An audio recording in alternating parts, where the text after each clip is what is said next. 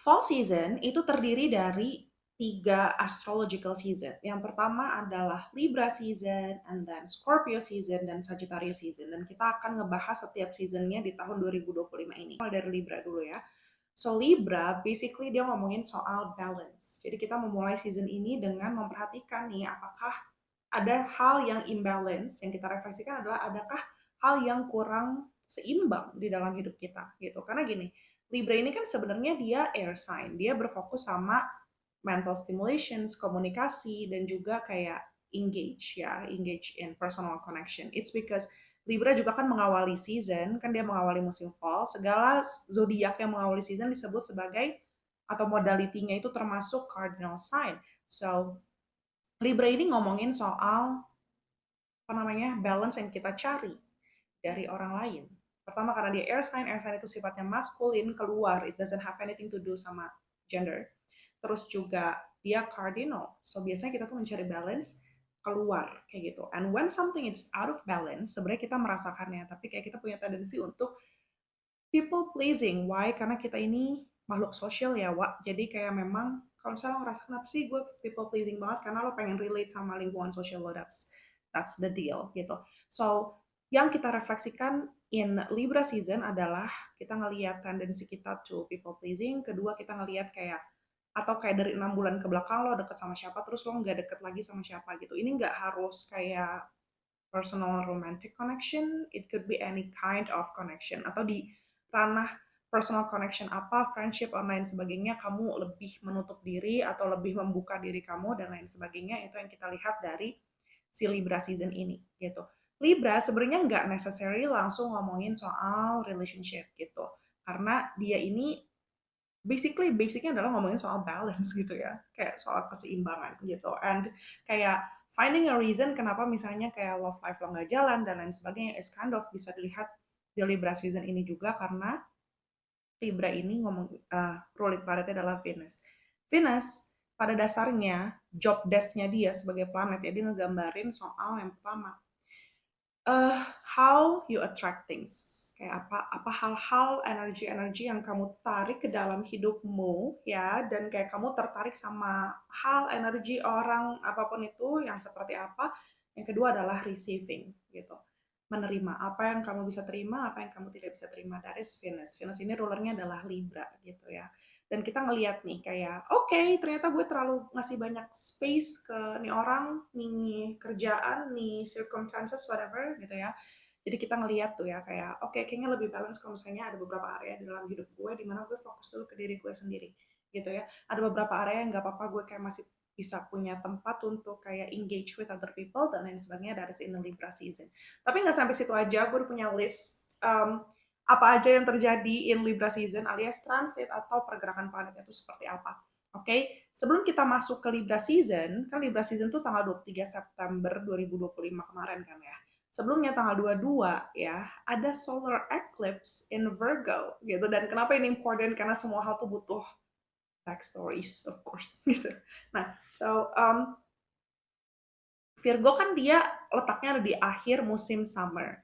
Dia ini adalah mutable sign dan earth sign. Jadi modality dia adalah mutable. Jadi sorry, kayak kita rephrase sedikit. Dia adalah earth sign. Jadi motivasi. Jadi si elemen ini ngegambarin motivasi setiap zodiak kan. Sebagai earth sign, motivasinya Virgo itu lebih ke hal-hal yang structured, yang terstruktur, yang tangible dan juga yang kayak terukur gitu kan ya. But on the other side dia adalah mutual sign. Cara dia mengekspresikan si motivasinya dia itu adalah dengan lebih bisa beradaptasi kayak gitu. Makanya when it comes to Virgo yang kita lakukan adalah getting things done. Virgo is always get things done kayak gitu. Dan ada eclipse. So eclipse atau gerhana itu terjadi ketika full moon atau new moon.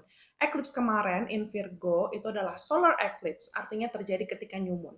New moon terjadi ketika sun dan moon mereka ini kayak ada di titik yang sama, ada di zodiak yang sama, di derajat yang sama pada saat itu di 29 derajat Virgo. Dan berdekatan sama satu titik dari lunar nodes. So lunar nodes itu adalah satu garis yang terdiri dari dua titik gitu kan ya. Nah, si lunar nodes ini terdiri dari South Node and North Node. Dan pada saat eclipse kemarin, solar eclipse, dan dia ini berdekatan sama South Node. Oke, ada banyak hal yang kita refleksikan even before kita masuk ke fall season, kayak gitu. Dan gerhana eclipse, dia tuh menggambarkan redirection. Ketika lo kayak, apa namanya ya, jadi di akhir, di penghujung Virgo season sebelum masuk ke Libra season, lo tahu kayak, oh hal ini tuh kayaknya harus gue beresin dulu nih, gitu. Kalau enggak ini bakal menjadi sebuah blockage gue ke depannya gitu. How do we know? Nanti kayak lo bakal tahu if it's a blockage or a blessing, lo bakal tahu kayak 6 bulan setelahnya, of course, nanti pas Pisces season gitu.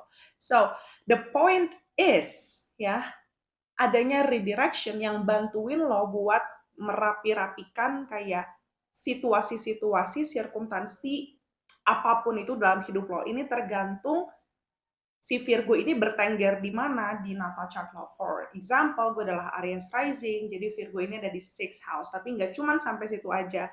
Kita lihat juga 29 derajat dia berinteraksi sama planet apa aja, poin apa aja di chart gue, dan lain sebagainya. To further detail, for every transit, lo harus reading.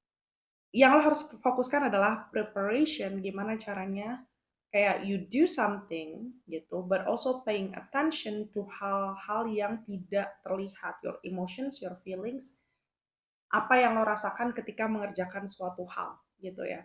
When it's not right for you, dorongan to take a redirection itu bakalan muncul. Misalnya kayak kerjaan ini nggak bagus sebenarnya buat gue, relationship ini, friendship ini, dorongannya ada untuk take the redirection kayak gitu. And then we get into the Libra season yang tadi aku bahas di awal. Di Libra season ini, it is one of my moment in life. I love to say that Libra season ini kayak salah satu moment in life yang maksudnya secara transit ya. Yang pertama, ada moment closing cycle. Okay, so ada full moon in Aries. Okay, karena Aries dan Libra ini kayak opposite one another, so the full moons always in Libra season, full moonnya akan ada di Aries gitu kan ya. So, full moon ini closing cycle yang udah terjadi dari tahun 2023 akhir lalu. Kayak gitu.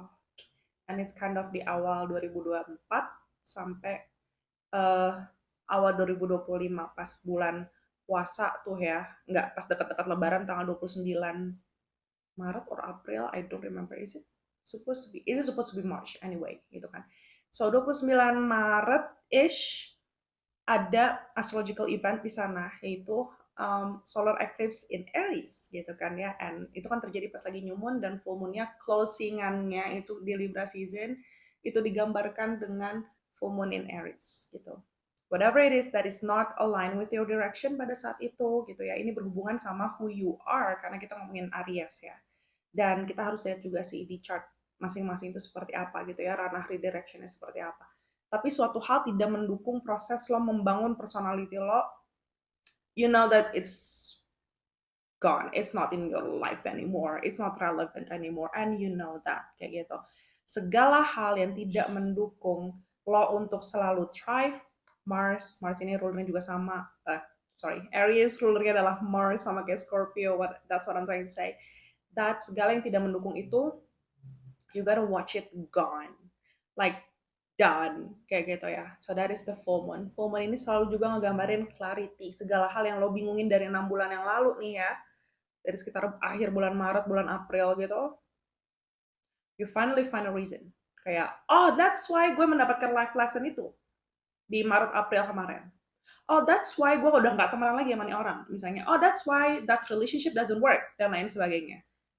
The clarity, I hope you found it kemarin ya, di tanggal 7 Oktober. If you don't, kayak, it's okay, it's fine gitu ya. And that's why you have to always reflect and journal on your feelings and emotions and your thoughts. It's because of that, so you're aware of situations and circumstances that happen. Kamu menyadari situasi dan circumstances yang terjadi padamu, kayak gitu. And then after that, Mercury dia akan square dari Pluto. And this is a big thing, okay? This is very big thing, ya.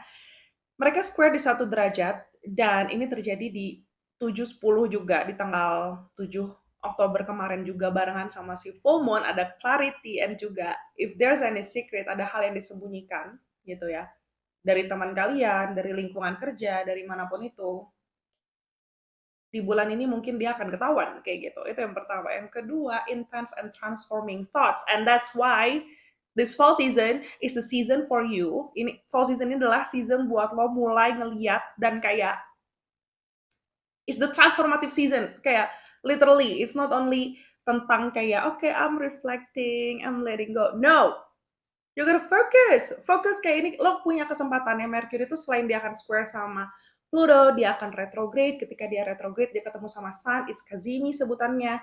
Dan we call it Promethean retrograde gitu kan ya. Akan ada ide-ide baru, akan ada hal-hal yang challenging yang lo yang challenge your idea gitu ya, or flip your mindset. So we gonna use this thing. Kita harus menggunakan situasi around Mercury sebaik mungkin, itu maksud gue. Please.